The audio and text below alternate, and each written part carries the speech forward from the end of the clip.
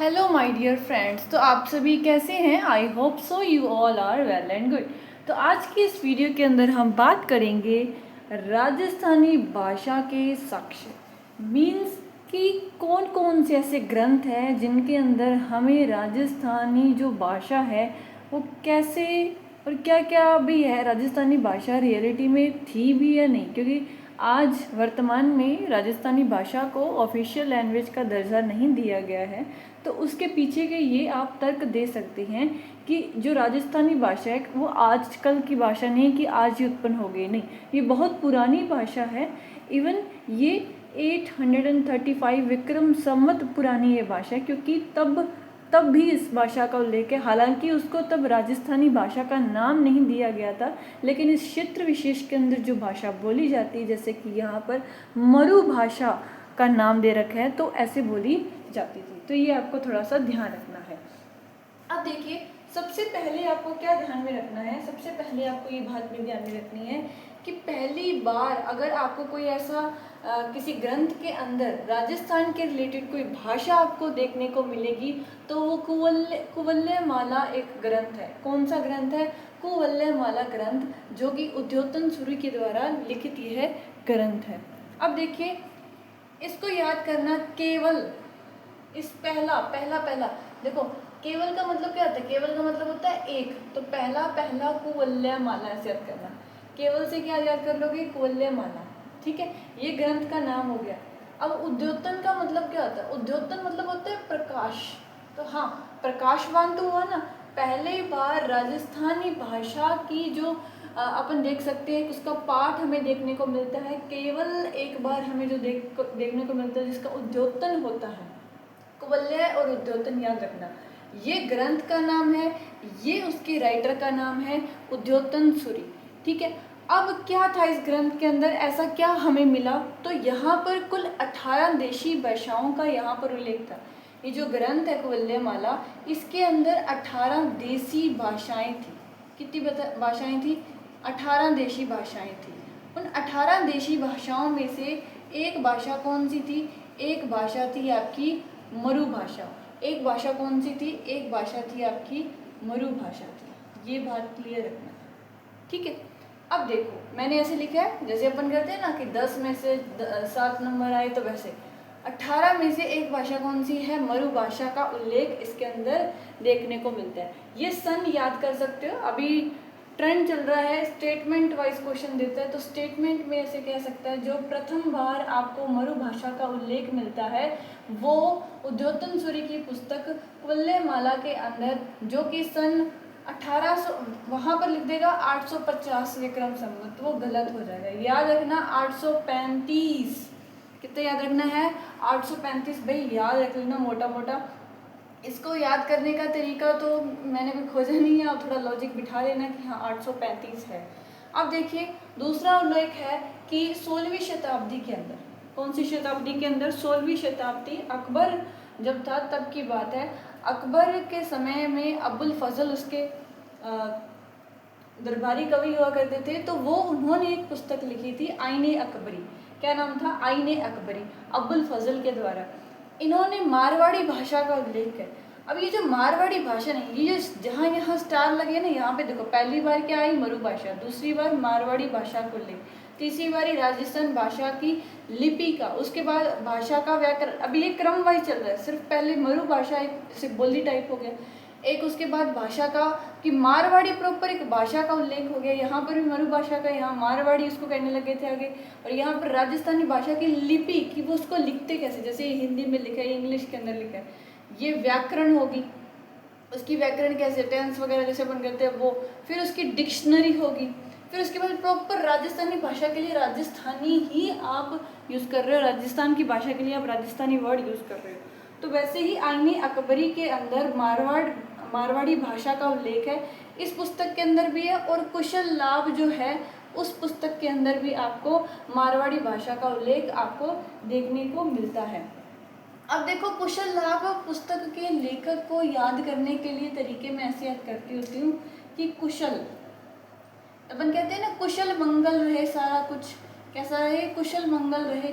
लेकिन कुशल मंगल कब बिगड़ता है, जब कोई पी लेता है, पिंगल पी लेता है, तो वो सिर पर चढ़ जाता है, वो अपनी मनमानी करने लगता है। तो पिंगल शिरोमणि आपको याद करना है, कुशल लाभ, ये भी मारवाड़ी ऐसे याद कर सकते हो। जब बंदा पी लेता है, सिर पर चढ़ लेता है, तो क्या होता है, मतलब कि ऐसे पागलों की तरह करने लग जाता है। सिर पे चढ़ने का मतलब पागलों की तरह ऐसे मेंटल हो जाता है, तो वो उसको कोई कुशल लाभ नहीं रहता, वो सारा घर का अस्त व्यस्त हो जाता है, जिससे वो लोगों को क्या करने लगता है, मारने भी लगता है। कैसे लगता है, मारने भी लगता है। इससे आप याद कर सकते हो, मारवाड़ी आप याद कर सकते हो। अब देखो तीसरी बात है मुड़िया लिपि के बारे में। पहला तो उल्लेख हो गया कुवलया माला, जो कि उद्योतन सूरी के द्वारा, इसके अंदर 18 भाषाओं में से एक मरु भाषा है, ये बात क्लियर होगी। दूसरी बात कि 16वीं शताब्दी के अंदर आपको मारवाड़ी भाषा का उल्लेख आपको मिलता है, जो कि 2 पुस्तकों के अंदर आपको देखने को मिलता है। एक आईने अकबरी जो कि अबुल फजल द्वारा लिखी गई है, और एक जो है कुशल लाभ पुस्तक जो कि पिंगल शिरोमणि के द्वारा लिखी गई है।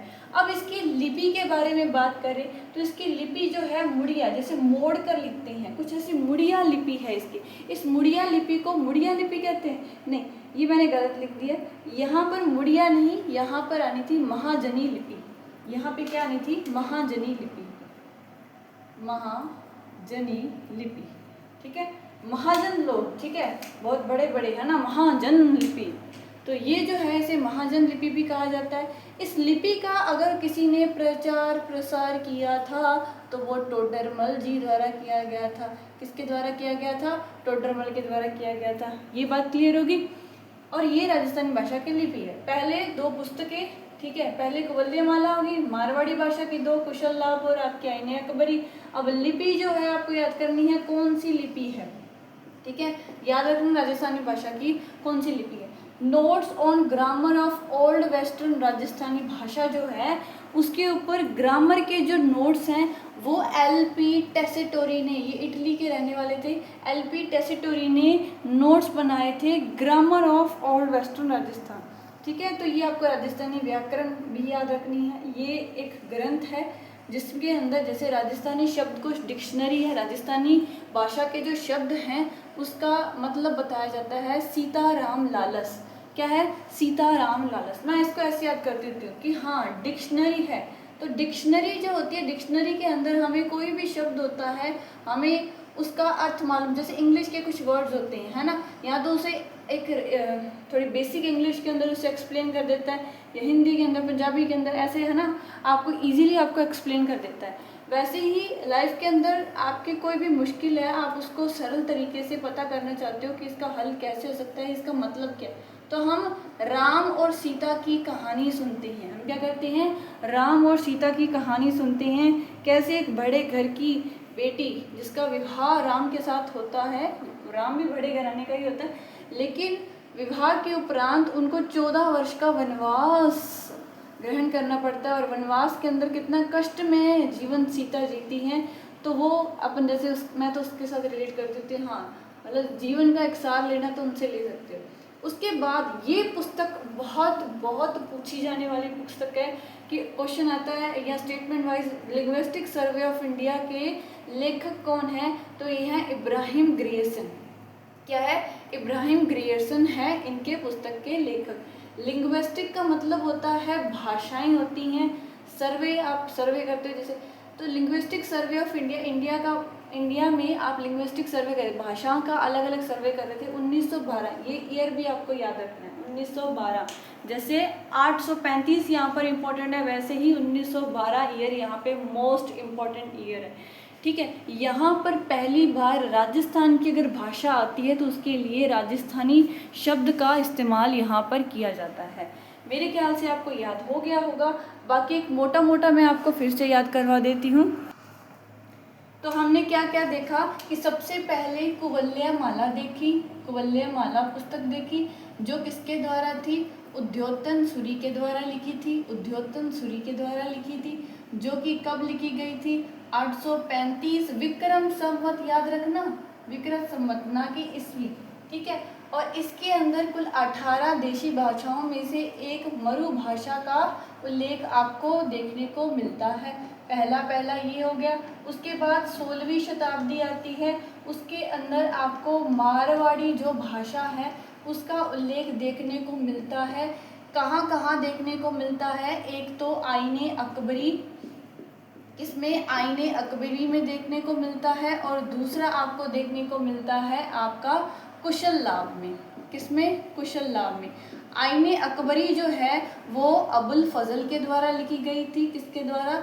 अबुल फजल के द्वारा लिखी गई थी। और ये जो है ये आपकी पिंगल शिरोमणि के द्वारा आपको लिखी गई थी। ठीक है।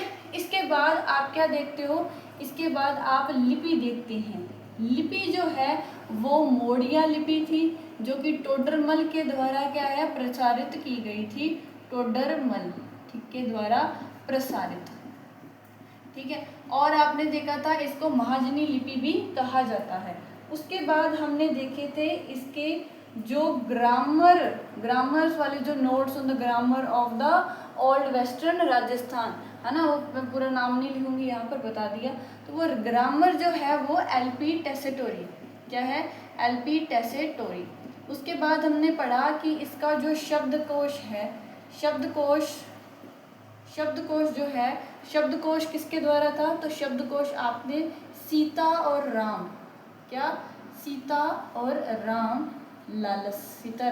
लालस ठीक है लास्ट पढ़ाया था 1912 के अंदर। अगर किसी ने राजस्थानी भाषा कहा कि हाँ ये भाषा राजस्थानी है, तो वो था इब्राहिम ग्रियेसन। थोड़ा स्पेलिंग मिस्टेक हो सकती है। इब्राहिम ग्रियेसन के द्वारा राजस्थानी शब्द का उल्लेख किया गया था 1912। याद करना। इसकी पुस्तक का नाम जरूर याद करना, लिंग्विस्टिक सर्वे ऑफ इंडिया। अब ये जो ग्रियेसन है ये यहाँ की जो भाषाएं हैं उनको 5 भागों के अंदर बांट देता है। ये जो कैसे बांटते हैं, वैसे तो मुख्य तौर पर 2 भागों के अंदर बांटते, तो कैसे बांटते हैं मिलते हैं नेक्स्ट वीडियो के अंदर।